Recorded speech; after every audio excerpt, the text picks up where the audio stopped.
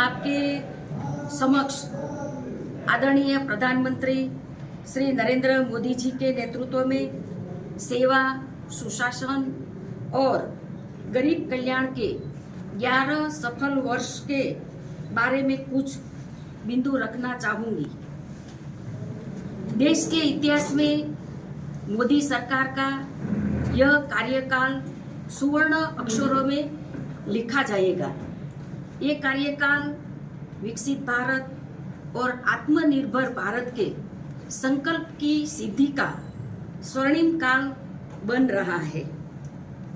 मोदी सरकार की हर योजना के केंद्र में जन कल्याण और आम नागरिक के जीवन को आसान करने के साथ साथ देश को वैश्विक स्तर पर नए आयाम देने की भावना रही है। बीते 11 सालों में प्रधानमंत्री नरेंद्र मोदी जी के नेतृत्व में मोदी सरकार ने सीमा सुरक्षा की, अर्थव्यवस्था मजबूत की और टेक्नोलॉजी को जन जन तक पहुंचाया। भारत ने ऑपरेशन सिंदूर के जरिए पाकिस्तान के आतंकी ठिकानों और एयरबेस को ध्वस्त कर यह दिखा दिया कि अब मोदी का ये नया भारत शांति की बातें नहीं बल्कि घर में घुसकर आतंक का सफाया करता है। प्रधानमंत्री मोदी जी ने पाकिस्तान को स्पष्ट और सख्त संदेश भी दिया कि आतंक, पानी और व्यापार एक साथ नहीं चल सकते। प्रधानमंत्री नरेंद्र भाई मोदी जी के नेतृत्व में S-400 missile defence system, BrahMos Akash missile, INS Vikrant, Tejas और प्रचंड अटैक हेलीकॉप्टर जैसे स्वदेशी टेक्नोलॉजी के साथ अब भारत न केवल आत्मनिर्भर रक्षा शक्ति के रूप में उभर रहा है बल्कि आज रक्षा उपकरणों का निर्यात भी कर रहा है।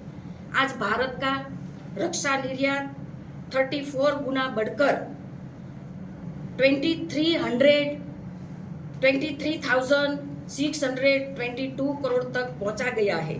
प्रधानमंत्री नरेंद्र मोदी जी के रणनीतिक दूरदर्शिता और कूटनीतिक तैयारी का नतीजा है।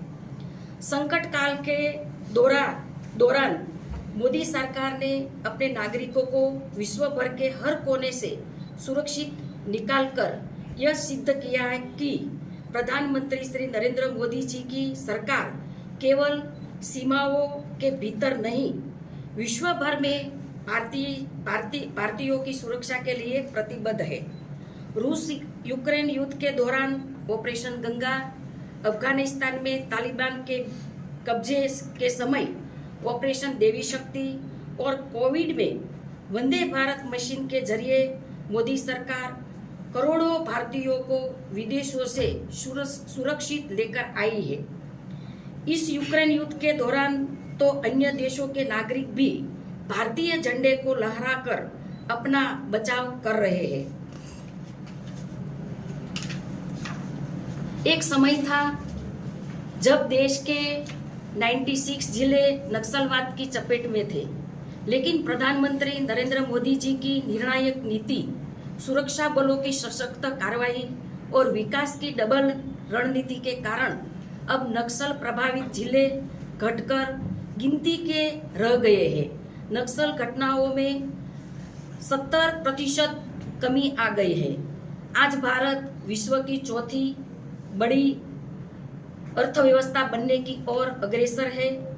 वैश्विक डिजिटल लेन देन में 49% भारत में होता है। देश का वस्तु और सेवा निर्यात 825 अरब डॉलर तक पहुंचा है। देश में UPI लेन देन ₹24 लाख करोड़ तक पहुंच गया है।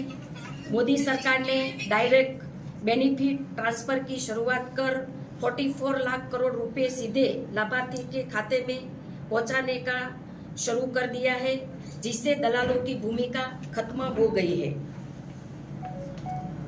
मोदी सरकार के प्रयासों से मोदी सरकार के प्रयासों से 25 करोड़ गरीबी से बाहर निकले हैं।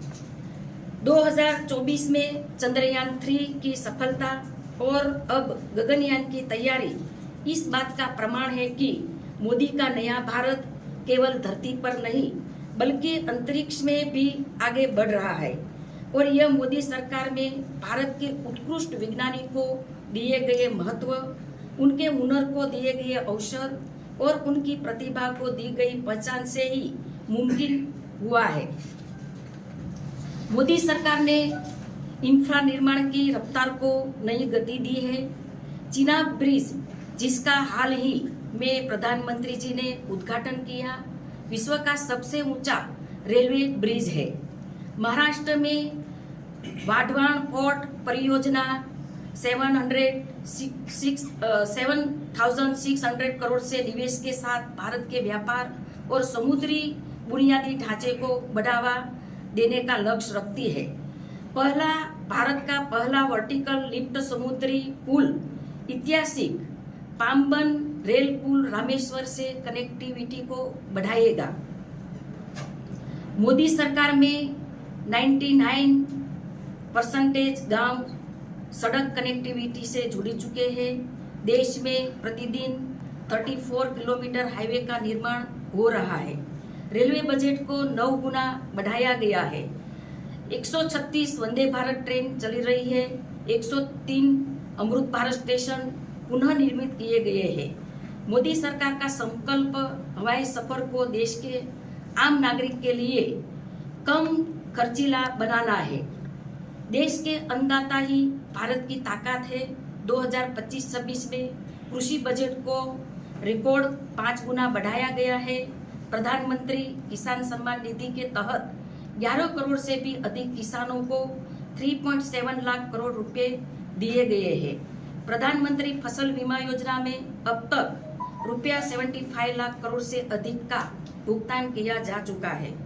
प्रधानमंत्री गरीब कल्याण अन्न योजना ने 80 करोड़ से भी ज्यादा लोगों को मुफ्त अनाज दिया है। 4 करोड़ से अधिक पक्के घर बने हैं। जल जीवन मिशन के तहत 15 करोड़ से भी अधिक घरों में नल से जल पहुंचा है। स्वच्छ भारत अभियान के तहत बनाए गए 12 करोड़ शौचालय ने हमारी माताओं बहनों को गरिमापूर्ण जीवन दिया है। किसान के जीवन को आसान और उन्हें आर्थिक रूप से सशक्त करना मोदी सरकार के 11 वर्षों की उपलब्धियों में से एक है। मोदी सरकार ने पर्यावरण संरक्षण क्षेत्र में भी नए मापदंड स्थापित किए हैं। प्रधानमंत्री मोदी साहब ने सिर्फ ऊर्जा पर नहीं बल्कि बाघों और पौधारोपण पर भी इतना ही ध्यान दिया है। एक पेड़ माँ के नाम को पहल के तहत पूरे देश में 142 करोड़ से भी अधिक पौधारोपण किया गया है। ये पहल आज एक जन आंदोलन बन चुकी है। प्रधानमंत्री मोदी जी ने विकास भी और विरासत भी के सूत्र का पालन किया है। 370 जम्मू कश्मीर में हटाया है। नारी शक्ति अधिनियम से लोकसभा और विधानसभा में महिलाओं को 33% आरक्षण मिला है। 3 तलाक खत्म किया गया है। मातृत्व अवकाश 26 सप्ताह किया गया है। 10 करोड़ से भी अधिक महिलाएं स्वयं सहायता समूह से जुड़ी है और 3 करोड़ लखपति दीदी बनने का लक्ष्य तय किया है। प्रधानमंत्री मातृवंदन योजना के तहत 3.98 करोड़ गर्भवती और स्तनपान करने वाली माताओं के लिए 118,593 करोड़ रुपए वितरित किए गए हैं। महिलाओं को सेना में स्थायी कमीशन मिला। सैनिक स्कूलों और एनडीए में प्रवेश शुरू हुआ है। एलओसी पर पहली बार बंदूकधारी महिला तैनात हुई। भारत में सबसे ज्यादा महिला पायलट है। अमृतकाल की असली ताकत देश की युवा शक्ति है। सरकार की नई शिक्षा नीति 2020 शिक्षा क्षेत्र में बड़ा बदलाव ला रही है। आज एम्स की संख्या बढ़कर 23 हो गई है। 8 नए IIM, 7 नए IIT और 490 नई यूनिवर्सिटी स्थापित की गई है। सरकार की स्टार्टअप इंडिया योजना ने भारत को दुनिया का तीसरा सबसे बड़ा स्टार्टअप इकोसिस्टम बनाया है और 1.6 लाख से ज़्यादा स्टार्टअप से 17.6 लाख से अधिक नौकरियां दी गई है। आज टीयर 2 और टीयर 3 शहरों में 51% स्टार्टअप है। प्रधानमंत्री आयुष्मान भारत योजना के तहत 40 करोड़ स्वास्थ्य बीमा कार्ड जारी किए गए, जिनमें से 9 करोड़ से अधिक अस्पताल में 1.3 लाख करोड़ रुपए से ज्यादा मुफ्त इलाज दिए गए हैं।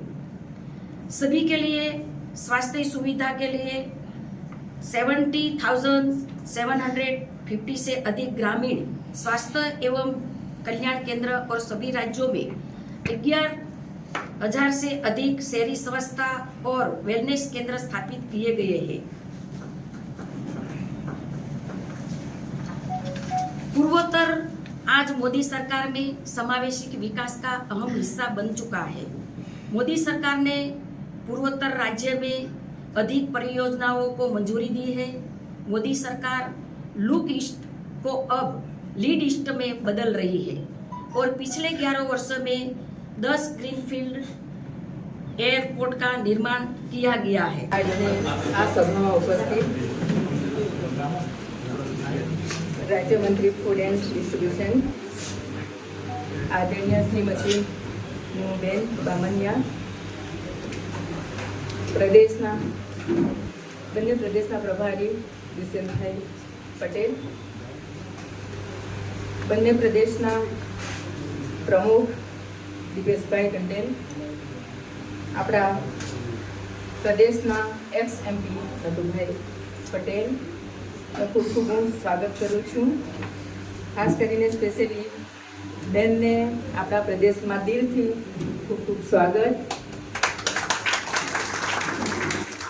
આજે આપણે માન્ય પ્રધાનમંત્રી શ્રી નરેન્દ્રભાઈ મોદીજીના નેતૃત્વમાં જે સરકારે વિકાસના કામો કર્યા છે એમના માટે નીમુબેનનું આપણે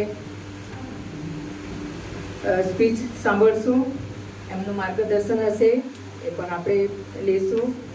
અને ઘણી ખુશી છે કે આ સરકારમાં હું પણ એક મેમ્બર છું। પ્રાઉડ પણ થાય ને ખુશી પણ ઘણી બધી થાય। દેશની સાથે સાથે પ્રદેશમાં પણ ઘણો બધો વિકાસ થયો છે અને આવતા 4 વર્ષમાં જે બાકી છે એ બધો જ સમસ્યાનું સમાધાન થશે। એ જ પ્રાર્થના સાથે કે એ જ રીતના આપણા માન્ય પ્રધાનમંત્રી ખૂબ કામ સારી રીતના કરતા રહે। પ્રદેશનું નામ વૈશ્વિકમાં તો આપણું છે જ, 4થા નંબર પર આપણું ભારત ઝંડો લહેરાવતો જ છે। આગળના દિવસમાં ખૂબ ખૂબ પ્રગતિના પથ પર આગળ વધે, વિકસિત ભારતનું સપનું જે પણ છે સક્સેસ થાય, એવી પ્રાર્થના સાથે એકવાર પાછું તમને દિલથી નીમુબેનનું આભાર પ્રાર્થના સાથે આભાર વ્યક્ત કરું છું। બધાને ખૂબ ખૂબ આભાર। Thank you.